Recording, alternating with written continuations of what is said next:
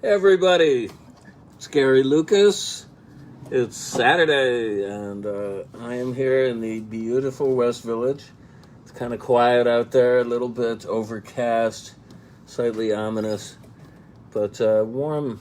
I mean, we're expecting an onset of chill momentarily, but right now it's okay. It's comfortable. So I'm here to play for you as I do every Tuesday, Thursday, and Saturday. And let's get right down to it, okay? I'm going to reprise a song that my friend AAA, a.k.a. Paul Ryan Down Under, has done a fantastic job making clips and GIF animations, or GIFs. I don't know how you pronounce that word. The announcement for this show I just posted about a half an hour ago. That's his. And then there's a beautiful clip he's revising right now for my song After Strange Gods, which is a Gods and Monsters track featuring Dina Emerson on vocals, Jonathan Cain on drums, Anthony Cain, his brother, on harmonica. Who else is on that track? Ernie Brooks on bass guitar, and Greg Bendian on percussion. Anyway, that'll be posted pretty soon, I think, by Monday. And I'm using a lot of clips I've amassed over many, many years of doing this, so stay tuned for that. And that song is called After Strange Gods, so here we go.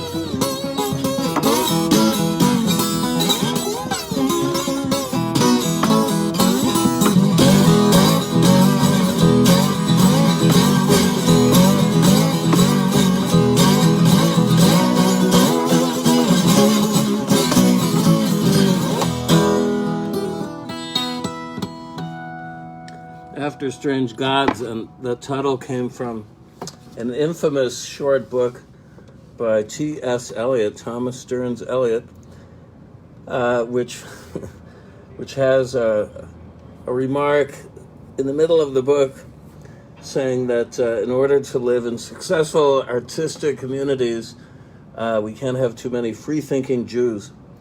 And I think that was a remark he came to regret. I read an account of a writer who I liked a lot in his memoirs about Eliot visiting his university in the Midwest on a lecture tour in the mid-50s. And this writer is Jewish, and so when he asked him about these previous statements, he turned a very deep shade of crimson and apologized for, I guess, his youthful intemperance. Anyway, as a card-carrying Jewish person, I think that's a good move. I don't believe in canceling people automatically, though, for what may be considered to be anti-Semitic remarks. I don't know how you feel about that. I really love, for instance, the music of Richard Wagner, who also infamously wrote a screed entitled On Judaism and Music, condemning many Jewish composers as mere pasticheurs. And I don't think there's anything wrong with that, man. Especially the whole history of hip-hop would not exist without pastiche. And we know how that's taken over the world. So, you know, I take from what I enjoy from these people's artworks. I try and leave the personal stuff out of it because, really, if you did psychobiographies of every artist that you loved, you'd probably encounter some very weird manifestations deeply buried in their psyche somewhere. You know, you don't want to get too close to that. And you don't want to confuse the person who's making it from the art itself. You have to really try and maintain a separation, I think, aesthetically. However, I do understand people who are so repulsed or find it repugnant to...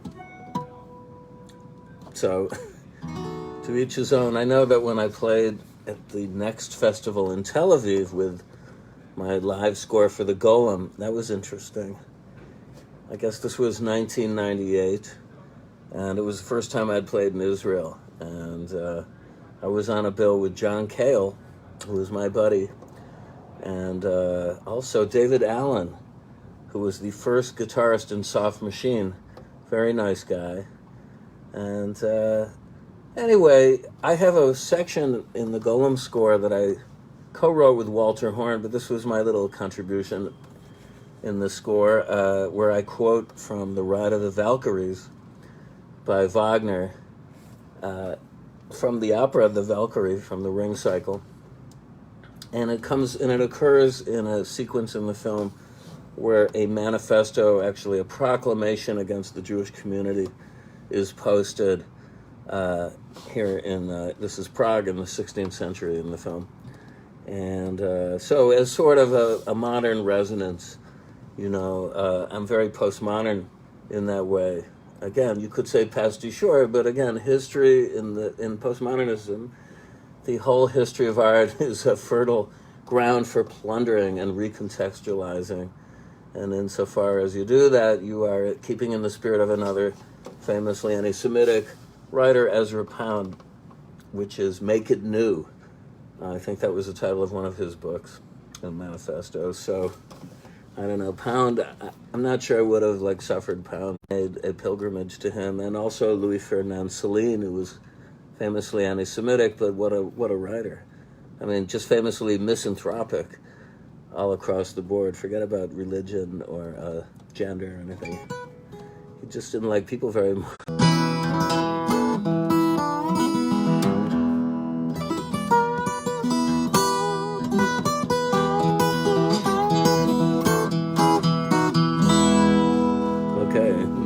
Let's see.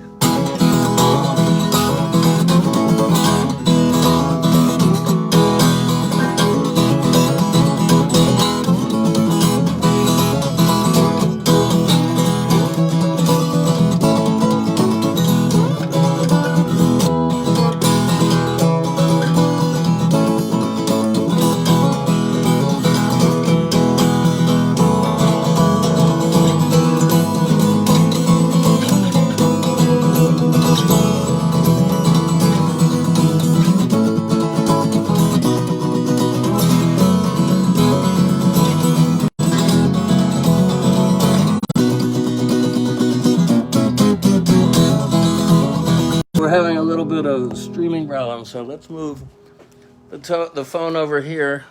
My somewhat trustworthy iPhone 11 here, you get a good shot of the apartment. There's a beautiful Van Vliet back there, which he said was a flying saucer. I don't know. I mean, you got to look pretty closely, I guess, to see the contours. Let's set up over here. Maybe it was overheating. All right, so let's do it again. This is I did this with a great Brazilian singer who was in town. I did a beautiful version of this song under what was the title of this? I don't know, I forget. But I call it "Dance with Me." I haven't yet released it on a record, but I love to play this little waltz. So here we go again.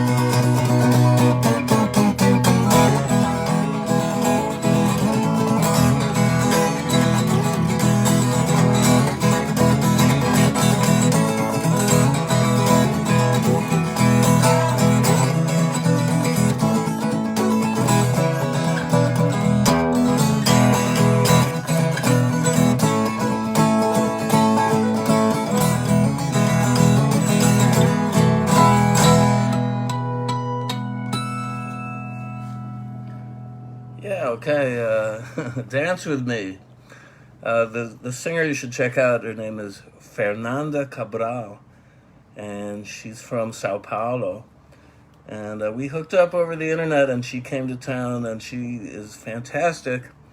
So we demoed up this track, and I took it around to, well, I won't name any names, but some people who were, stonewalled me.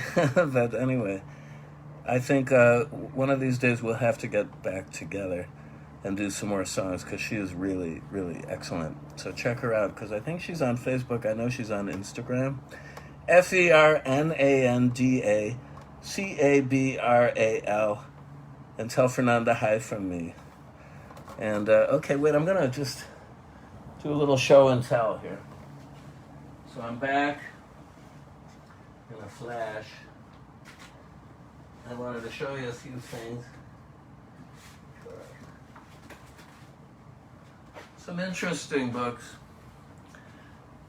Really interesting. Okay, the first one, it's a new biography of Malcolm McLaren, who's probably best known for the Sex Pistols as the instigator, manager. So you could call him one of the architects of punk rock. Now it's backwards, of course, because we're using the mirror image here.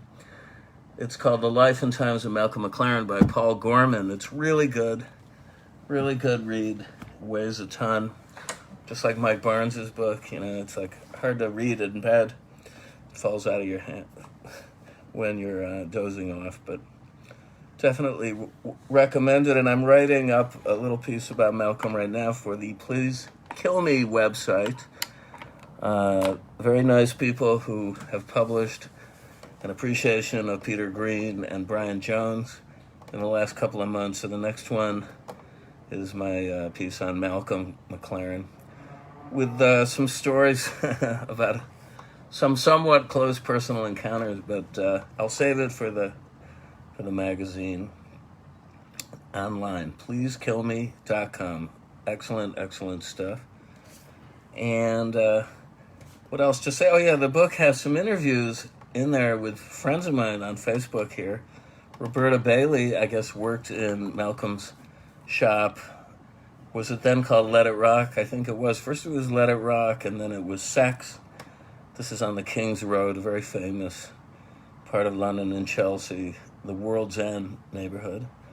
Then it was Seditionaries, and then it had yet one more, Transmogrification, whose name escapes me. Okay, but check out that book. Really good.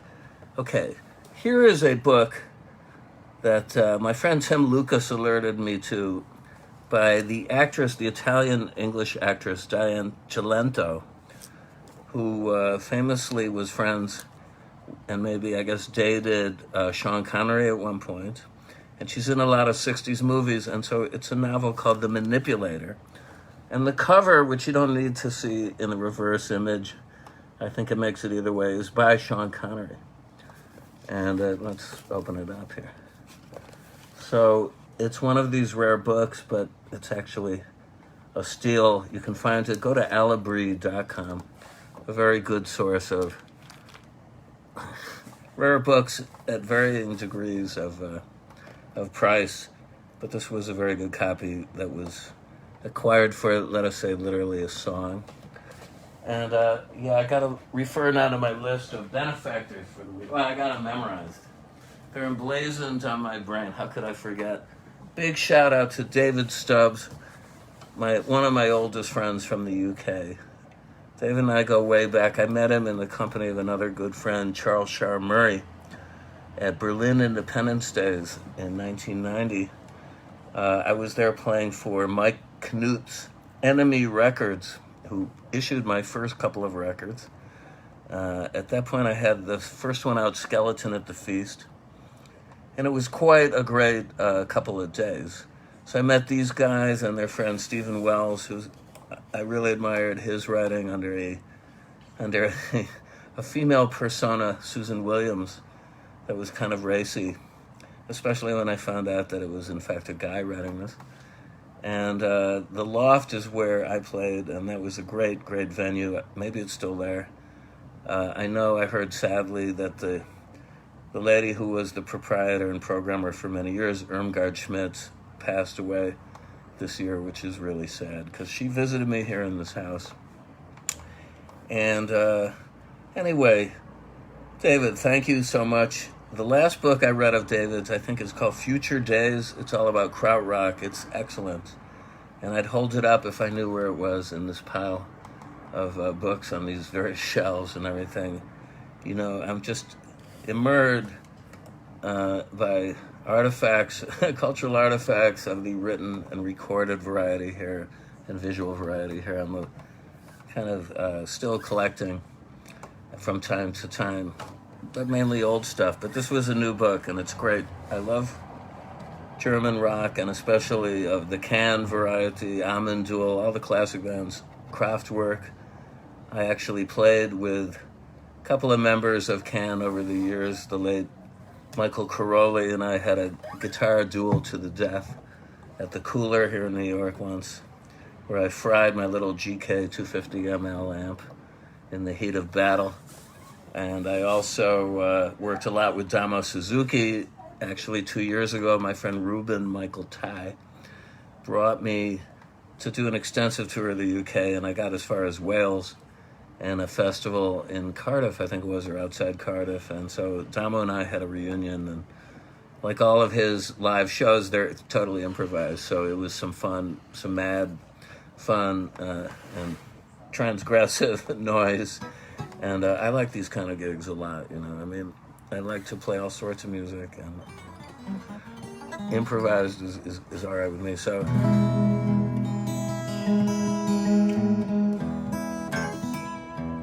Oh yeah, Julia Crow, another old friend. And Julia interviewed me for her book called My First Guitar. Julia is a fine guitarist in her own right, and she's a close personal friend of Jimmy Page's. She's been invited to his lair, wherever that is, outside London, and has visited with him numerous times. And he's in the book. A lot of great guitarists are featured in this book and photos. So check out Julia and her book, Julia Crowe, Crowe, My First Guitar. It's a real good one. And then Mark Green, a perennial mainstay, a guitar student of mine. Thank you, buddy. You really brighten my day and Caroline's day whenever I get these notifications from PayPal. I may sound like a profligate collector of stuff, but no, actually I'm a bargain hunter. But you know how much a bag of groceries are in New York? Now, Caroline just came back with a $91 bill from Health and Harmony down the street. Now, I ask you, what could be worth that? Was it succulent banana fruit or what? What did you buy? Not really, just a bunch of fruit and veggies. And so every little bit helps. I do have some good news coming, but I don't want to announce it yet, but it's looking good for my first live appearance after the pandemic, during the pandemic, out of town.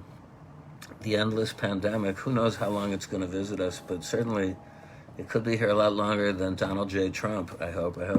No, I don't hope for either events, actually, but yes, Trump's soon-to-be exit from the world stage is an event that I am highly anticipating. So everybody get out there and vote, all you Americans. And all right, what am I going to play now?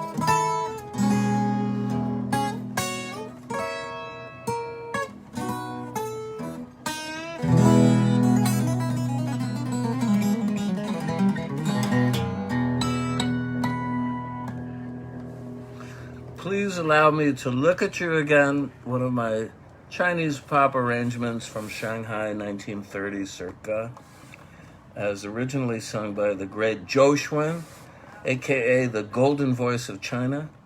And I had the pleasure of working with a great artist, Celeste Chong, on a version of that. Celeste hails from Singapore, where my ex-wife Ling is also from, and it's a beautiful country. I visited there. And she was a popular TV star at the time, and hopefully she's doing well. She's up in Canada, in Toronto, for the last few years, and I hope to get with her at some time. Not to disparage the wonderful Feifei Yang, who is currently holding down the chair in that project. Anyway, Celeste is actually interviewed by Paul Gorman in this book about Malcolm McLaren, as is my old friend Ellie Medeiros, who is originally from Uruguay and, in fact, is probably right now, I hope, watching this from Montevideo, where she resides.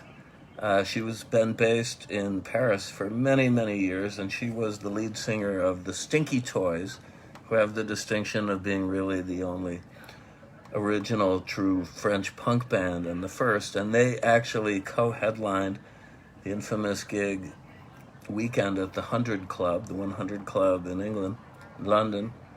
On a bill, they were co-headlining with the Sex Pistols on a bill which also featured The Clash, The Damned, Susie Sue, and Subway Sect. Malcolm, in this book, just sees her on the street in Paris, and she's wearing a long coat with rips in it and safety pins and little dolls pinned all over the coat. And he said, comes up to her out of the blue and says, "You must be in a band." And she said, "Yeah, in fact, I have a band called Stinky Toys." So he's quite taken with her and invites them over for this gig. And I think she was on the cover of Sounds the week after that gig. Anyway, Ellie is a great lady and, one of my oldest friends. And I have a track that's featured on my upcoming album, The Essential Gary Lucas, that we cut here in New York. And anyway, watch for that. The new release date, once again, there's a new release date, January 29th. I'm taking that slot because hopefully there'll be more gigs around then, and everybody kind of goes into hibernation in any case in January. So the end of January, voila, this will emerge. And I'm going to close with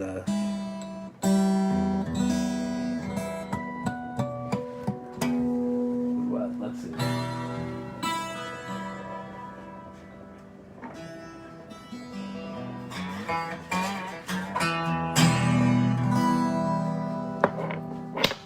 Let's see that.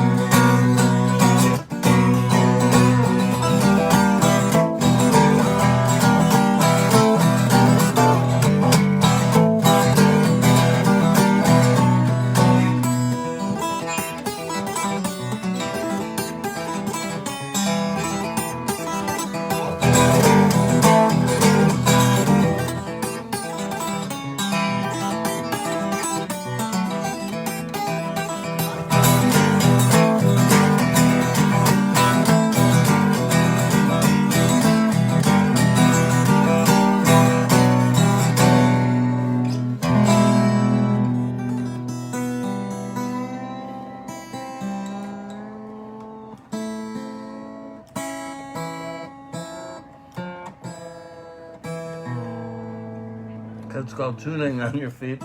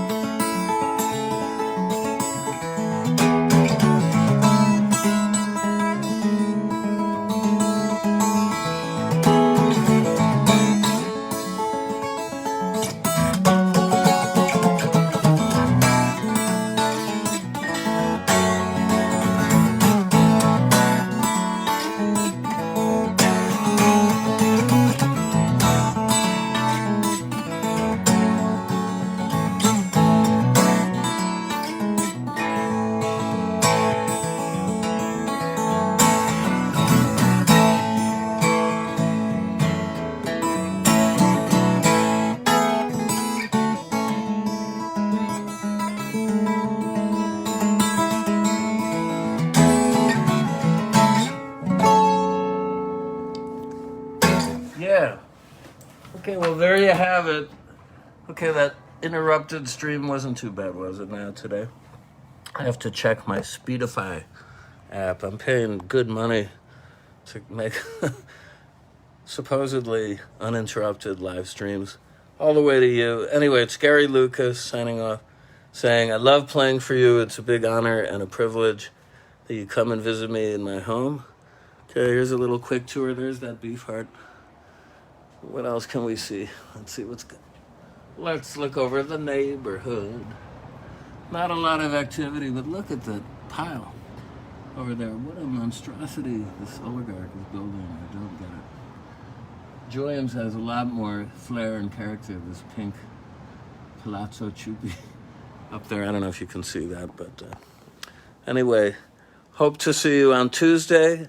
Have a great weekend. Stay safe. Be well. I love you guys, and see you then. Bye-bye.